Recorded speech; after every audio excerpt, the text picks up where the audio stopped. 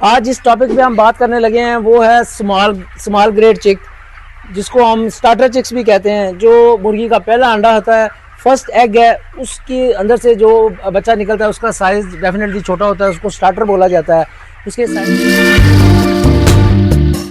उसके साइज़ छोटे होने की वजह से उसमें प्रोडक्टिविटी सम टाइम कम होती है, लेकिन ये एक मिथ थी। हमने इसको अच्छे तरीके से पाला है, अच्छे तरीके से संभाला भी है, और इसके जो स्टेप लिए हैं, उसकी पेन मैनेजमेंट कैसे करनी है, उसकी हाउस मैनेजमेंट कैसे करनी है, उसकी ग्रेडिंग मैनेजमेंट कैसे करनी है, और उसको टेम्परेचर मैनेजमेंट उसकी, और स्पेस मैनेजमेंट कैसे करनी है कि कितनी स्पेस आपने दी है और कितने स्टैंडर्ड्स हैं, और क्या हमने प्रैक्टिकली यहाँ पे इन लोगों ने किया है और क्या स्टैंडर्ड्स कहते हैं। इसीलिए हमारे साथ एक साइड पे बुक्स मौजूद हैं, ठीक है ना, माशाल्लाह वेटनरियन की सूरत में डॉक्टर मोहम्मद नवीद अहमद साहब, और दूसरी तरफ एक्सपीरियंस से भरपूर सुपरवाइज़र जो कि साथ राशिद साहब, मोहम्मद राशिद साहब, ये हमारे साथ मौजूद हैं। और इनसे हम बात करते हैं, इधर से हम स्टैंडर्ड्स उठाएंगे और इधर से हम प्रैक्टिकल उठाएंगे कि क्या प्रैक्टिसेस हैं और किस तरह से इन्होंने। दूसरी बात मैं आपको ये बता दूं कि इन्होंने जो ग्रेडिंग की है और उसके अंदर जो इनकी सीवी परसेंटेज थी वो इन्होंने कैसे काम की, और वो स्टैंडर्ड होना कितना चाहिए, और इन्होंने उसको कम बैक कैसे किया, और उसको ग्रेडिंग करके उसको यूनिफॉर्म कैसे किया। यूनिफॉर्मिटी जो है उससे आपके रिजल्ट्स इंप्रूव होते हैं। जी स्टार्ट करते हैं। जी डॉक्टर साहब, आप बताएंगे हमें कि जो स्मॉल ग्रेड चिक है उसके अंदर आपकी जो आपने जब चूजा रिसीव किया तो उसके अंदर आपने कितने परसेंट जो है ना वो आपकी सीवी परसेंटेज कितनी थी? सर जब हमने चूजा रिसीव किया तो उस वक्त हमारी जो सीवी परसेंटेज थी वो 9.39 थी, क्योंकि 9.39 थी। लेकिन हमने इस पर थोड़ा सा वर्क किया, ग्रेडिंग पर वर्क किया। उसके अलावा जो हमारी सीवी है इसको हमने कम करने की कोशिश की। उसके लिए सर हम डेली बेस पर हम ग्रेडिंग करते थे इनकी बर्ड्स की, डेली बेस पर। इसके अलावा हमारी सीपी भी वैसे हमने बनाई थी। जो ग्रेडिंग वाले बर्ड थे हमारे उनको हम उधर रख लिया था सीपी में। बाकी सर जो हमारी पहले हफ्ते जो डे ओल्ड पर हमारी सीवी थी वो सर तकरीबन 9.39 थी। लेकिन हमने जो तीसरे दिन पर जब सीवी दोबारा निकाली फिर हमने देखा कि जो हमारी सीवी है वो 6 समथिंग थी। उसके अलावा सर हमने वीकली फिर 7वें दिन पर हमने सीवी कैलकुलेशन की, हमारी सीवी थी 4.35। फिर सर हमने जो तीसरे हफ्ते सीवी हमने मतलब हम ग्रेडिंग पर वर्क हम कर रहे थे, इसके अलावा मतलब साथ वर्क हम कर रहे थे ताकि हमारी सीवी कम से कम हो। और सर हमारी अल्हम्दुलिल्लाह जो सीवी है 21 दिन पर वो सर 3.28 है, मतलब हमारी आई थी 328 से।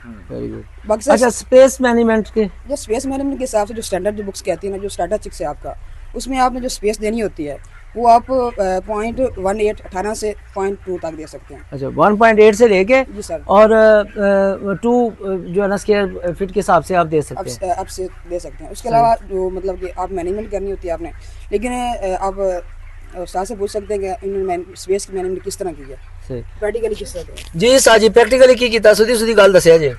हाँ जी सर जी, ਅਸੀਂ ਜਿਹੜਾ ਸਭ ਤੋਂ ਪਹਿਲਾਂ ਸਾਰੇ ਸੁਪਰਵਾਈਜ਼ਰਾਂ ਨੂੰ ਇਹ ਤਬਲੀਗ ਕਰਾਂਦੇ ਜੀ, ਸਟਾਰਟਰ ਚੂਜ਼ ਹੈ ਨਾ ਜੀ, ਸਟਾਰਟਰ ਚੂਜ਼ ਨੂੰ ਜਿੰਨੀ ਤੁਸੀਂ ਸਪੇਸ ਕੱਟ ਦੋਗੇ, ਅੱਛਾ ਠੀਕ ਹੈ, ਉਹਨਾਂ ਤੁਹਾਡਾ ਇੱਕ ਟੈਂਪਰੇਚਰ ਮੇਨਟੇਨ ਰਹੇਗਾ ਔਰ ਉਸ ਤੋਂ ਬਾਅਦ ਬਰਡ ਗਰੋਥ ਅੱਛੀ ਕਰੇਗਾ। ਸਹੀ। ਸਭ ਤੋਂ ਪਹਿਲਾਂ ਅਸੀਂ ਇਹਨੇ ਤੇ ਵਰਕ ਕੀਤਾ ਜੀ, 36 ਘੰਟੇ ਦੀ ਪੇਪਰ ਫੀਡਿੰਗ ਕੀਤੀ ਹੈ ਜੀ। ਅੱਛਾ ਠੀਕ ਹੈ। ਔਰ ਉਸ ਤੋਂ ਬਾਅਦ ਜਿਹੜੇ ਸਾਡੇ ਬੇਬੀ ਫੀਡਰ ਸਨ ਜੀ ਉਹਦਾ 3 ਫੁੱਟ ਦਾ ਫਰਕ ਸੀ। ਸਹੀ। ਯਾਨੀ ਇੱਕ ਬਰਤਨ ਹੈ ਉਹਦਾ ਦੂਸਰਾ ਬਰਤਨ 3 ਫੁੱਟ ਤੇ ਰੱਖਿਆ ਸੀ ਜੀ। ਸਹੀ, ਮਤਲਬ ਪ੍ਰੋਪਰ ਮੈਸ਼ ਕਰਕੇ ਰੱਖਿਆ। ਹਾਂਜੀ ਪਮੈਸ਼ ਕਰਦੇ ਸਰ ਜੀ। ਸਹੀ। ਔਰ ਉਸ ਤੋਂ ਬਾਅਦ ਅਸੀਂ ਇਹਦਾ ਟੈਂਪਰੇਚਰ ਸੀ ਜਿਹੜਾ ਨਾ जी वो ਅਸੀਂ 34.5 ਰੱਖਿਆ ਸੀ जी। 34.5 क्यों डॉक्टर साहब? बुक्स क्या कहती हैं आपका टेम्परेचर कितना होना चाहिए? सर जो स्टैंडर्ड बुक्स कहती हैं जो स्टार्टर चिक्स है उसका टेम्परेचर होना चाहिए 32 से 34.5 तक। सही। स्टैंडर्ड जो अच्छा, उसके मुताबिक इन्होंने रखा। जी। वेरी गुड जी साजी। हाँ जी, ਕਿਉਂ ਅਸੀਂ 34 ਟੈਂਪਰੇਚਰ ਰੱਖਿਆ ਔਰ ਬੁੱਕਸ ਕਹਿੰਦੀ ਹੈਗੀ ਜੀ ਡਾਕਟਰ ਸਾਹਿਬ ਕੋਲੇ ਸਾਡੇ ਖੜੇ ਨੂੰ ਇਹ ਕਹਿ ਰਹੇ ਨੇ ਕਿ ਤੁਸੀਂ ਡੇਲੀ ਦਾ 0.25 ਡਾਊਨ ਕਰਨਾ ਹੈ। हाँ जी। ਅਸੀਂ ਲੇਕਿਨ 0.1 ਡਾਊਨ ਕੀਤਾ ਜੀ। सही। ਠੀਕ ਹੈ। ਔਰ ਉਸ ਤੋਂ ਬਾਅਦ ਅਸੀਂ ਟੈਂਪਰੇਚਰ ਜ਼ਿਆਦਾ ਰੱਖਿਆ। ਟੈਂਪਰੇਚਰ ਜ਼ਿਆਦਾ ਰੱਖਣ ਨਾਲ ਸਾਨੂੰ ਇੱਕ ਬੈਨੀਫਿਟ ਇਹ ਮਿਲਿਆ, ਸਾਡਾ ਜਿਹੜਾ ਬਰਡ ਸੀ ਉਹ ਗਰੁੱਪਿੰਗ ਨਹੀਂ ਕੀਤੀ, ਗਰੁੱਪਿੰਗ ਉਹਨੇ ਨਹੀਂ ਕੀਤੀ, ਬੁਖਾਰ ਦਾ ਮਸਲਾ ਨਹੀਂ ਬਣਿਆ ਔਰ ਫੀਡ ਉਹਨੇ ਖਾ ਤੇ ਆਪਣੀ ਪੂਰੀ ਬਾਡੀ ਦੇ ਵਿੱਚ ਗੋਸ਼ਤ ਬਣਾਇਆ ਜੀ। जबरदस्त। मतलब जो बहुत छोटा प्री मैच्योर बच्चा है हाँ जी। ਉਹਦੀ ਮੈਨੇਜਮੈਂਟ ਕਿਸ ਤਰ੍ਹਾਂ ਕਰਨੀ ਕਿ ਉਹਨੂੰ ਤੁਸੀਂ ਇਨਕਿਊਬੇਟਰ ਦੇ ਵਿੱਚ ਰੱਖਣਾ। ਹਾਂਜੀ। ਮਤਲਬ ਅਗਰ ਪ੍ਰੀ ਮੈਚੁਰ ਬੱਚਾ ਜਿਹੜਾ ਹੁੰਦਾ ਇਨਸਾਨੀ ਬੱਚਾ ਉਹਨੂੰ ਅਸੀਂ ਕਿੰਨੀ ਕੇਅਰ ਕਰੀਦੀ ਹੈ, ਔਰ ਤੁਸੀਂ ਕਹਿੰਦੇ ਆ ਵੀ ਉਹਦੇ ਮੁਤਾਬਕ ਹੀ ਕੇਅਰ ਕਰਨੀ ਪੈਂਦੀ। ਦੂਸਰੇ ਸੁਪਰਵਾਈਜ਼ਰ ਦੀ ਮਿਹਨਤ ਵੱਧ ਜਾਂਦੀ। ਹਾਂਜੀ, ਸੁਪਰਵਾਈਜ਼ਰ ਦੀ ਮਿਹਨਤ ਵੱਧ ਜਾਂਦੀ। ਔਰ ਉਸ ਤੋਂ ਬਾਅਦ ਤੁਹਾਡਾ ਜਿਹੜਾ ਫੀਡ ਹੈ ਨਾ ਜੀ, ਸਟਾਰਟਰ ਚੂਜ਼ ਹੈ, ਮੇਰਾ ਸੁਪਰਵਾਈਜ਼ਰਾਂ ਨੂੰ ਮਸ਼ਵਰਾ ਹੈ ਅਗਰ ਤੁਸੀਂ 10 ਦਿਨ ਤੱਕ ਸਟਾਰਟਰ ਫੀਡ ਚਲਾਉਂਦੇ ਜੇ ਨਾ, ਪ੍ਰੀ ਸਟਾਰਟਰ, ਤੁਸੀਂ 12 ਦਿਨ ਤੱਕ ਚਲਾਵੋ। ਉਹਦੀ ਕੀ ਵਜ੍ਹਾ? ਉਹਦੀ ਇਹ ਵਜ੍ਹਾ ਹੈ ਤੁਹਾਡਾ ਬਰਡ ਜਿਹੜਾ ਹੈ ਦੇਖੋ ਨਾ ਜੀ, ਪਹਿਲੇ ਦਿਨ ਦਾ ਹੈ 35 ਗ੍ਰਾਮ ਦਾ ਹੈ, ਤੁਸੀਂ ਇੱਕ ਦਿਨ ਪਿੱਛੇ ਜੇ। ਜ਼ਬਰਦਸਤ। ਇੱਕ ਦਿਨ ਤੁਸੀਂ ਪਿੱਛੇ ਜੇ। ਹਾਂਜੀ ਠੀਕ ਹੈ। ਹਾਂ ਬਾਈ ਵੇਟ ਤੁਹਾਡੀ ਇੱਕ ਦਿਨ ਪਿੱਛੇ। ਹਾਂਜੀ ਬਾਈ ਵੇਟ ਇੱਕ ਦਿਨ ਪਿੱਛੇ ਅਸੀਂ। ਔਰ ਉਸ ਤੋਂ ਬਾਅਦ ਉਹਨੂੰ ਡੇਲੀ ਬੇਸ ਤੇ ਤੁਸੀਂ ਗ੍ਰੇਡਿੰਗ ਕਰੋ ਔਰ ਗ੍ਰੇਡਿੰਗ ਜਿੰਨੀ ਅੱਛੀ ਕਰ ਲਓਗੇ ਉਹਨਾਂ ਤੁਹਾਡਾ ਬੈਨੀਫਿਟ ਮਿਲੇਗਾ। ਕਈ ਸੁਪਰਵਾਈਜ਼ਰ ਇਸ ਤਰ੍ਹਾਂ ਕਰਦੇ ਨੇ, ਬੀ ਗ੍ਰੇਡ ਜਿਹੜਾ ਹੁੰਦਾ ਛੋਟਾ ਚੂਜ਼ਾ ਹੁੰਦਾ ਉਹਨੂੰ ਜ਼ਿਬਾ ਕਰ ਦਿੰਦੇ ਨੇ। ਅਸੀਂ ਜ਼ਿਬਾ ਨਹੀਂ ਕੀਤਾ, ਅੱਛਾ ਅਸੀਂ ਉਹਨੂੰ ਸਾਈਡ ਤੇ ਕੀਤਾ, ਉਹਦੀ ਮੈਡੀਕੇਸ਼ਨ ਕੀਤੀ, ਉਹਦੀ ਪ੍ਰੋਪਰ ਫੀਡਿੰਗ ਕੀਤੀ ਔਰ ਉਸ ਤੋਂ ਬਾਅਦ ਉਹਨੂੰ ਇੰਜੈਕਸ਼ਨ ਲਗਾਇਆ। ਸਹੀ, ਸਿਰਫ ਉਹਨੂੰ ਲਾਇਆ ਕਿ ਸਾਰੇ ਬਰਡ ਨੂੰ ਲਾਇਆ? ਨਹੀਂ, ਸਿਰਫ ਸੀਪੀ ਨੂੰ ਲਾਇਆ ਜੀ। ਅੱਛਾ ਅੱਛਾ, ਠੀਕ ਹੈ ਜੀ। ਮਤਲਬ ਜਿਹੜਾ ਸਮਾਲ ਗ੍ਰੇਡ ਬਰਡ ਸੀਗਾ, ਬਹੁਤਾ ਛੋਟਾ ਸੀਗਾ, ਉਹਦੀ ਲੈਦਾ ਤੋਂ ਗ੍ਰੇਡਿੰਗ ਕਰਦੇ ਔਰ ਉਸ ਤੋਂ ਬਾਅਦ ਤਕਰੀਬਨ ਸਾਡਾ ਜਿਹੜਾ ਸਮਾਲ ਸੀਗਾ ਉਹਦੀ ਵੀ ਤੁਸੀਂ weight ਕੀਤਾ, ਉਹਦਾ ਕਿੰਨਾ weight ਸੀ? ਉਹਦਾ ਜਿਹੜਾ ਹੈ ਸੀ weight ਜੀ ਪਹਿਲੇ ਦਿਨ ਦਾ ਸਾਡਾ ਸੀ 34 ਗ੍ਰਾਮ ਟੋਟਲ। ਨਹੀਂ 34 ਗ੍ਰਾਮ, ਅੱਛਾ ਸਾਰੇ ਓਵਰਆਲ ਐਵਰੇਜ ਸੀ। ਜਿਹੜਾ ਛੋਟਾ ਬਰਡ ਸੀ ਨਾ, ਜਿਹੜਾ ਬੀ ਗ੍ਰੇਡ ਜਿਹਨੂੰ ਕਹਿੰਦੇ ਆ, ਮਤਲਬ 28 ਗ੍ਰਾਮ 28 ਗ੍ਰਾਮ 27 ਗ੍ਰਾਮ 26 ਗ੍ਰਾਮ ਤੱਕ ਸੀ। ਸਹੀ ਸੀ। ਉਹਨੂੰ ਅਸੀਂ 26 ਗ੍ਰਾਮ ਵਾਲ ਨੂੰ ਸਾਈਡ ਤੇ ਕਰਦੇ, ਤਕਰੀਬਨ ਅਸੀਂ 1000 ਬਰਡ ਕੱਢਿਆ ਸੀ। Very ਔਰ ਉਸ ਟਾਈਮ ਸਾਡਾ ਜਿਹੜਾ ਬਰਡ ਹੈ ਜੀ ਉਹ 200 ਬਰਡ ਹੈ ਜੀ। Very good. ਉਹ ਵੀ ਬਰਾਬਰ ਹੋ ਗਿਆ। ਅੱਛਾ, ਉਹਨੂੰ ਤੁਸੀਂ ਉੱਥੇ ਮੈਨੇਜ ਕਰਕੇ ਤੇ ਫਿਰ ਬਰਾਬਰ ਕੀਤਾ।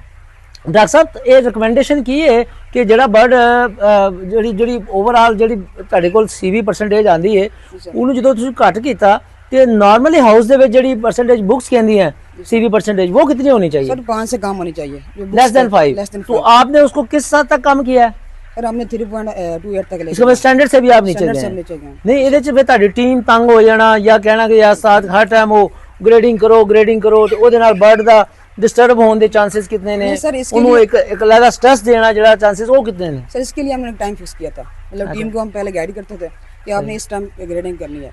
इनके जो डे वाले उनको कहना यार इस टाइम आपने ग्रेडिंग करनी है, जब वो आपने सारे काम खत्म कर लेते थे उस टाइम उनको कहना कि आपने ग्रेडिंग करनी है। जो नाइट वाले उनकी अलग ड्यूटी थी कि आपने इस वक्त ग्रेडिंग करनी है।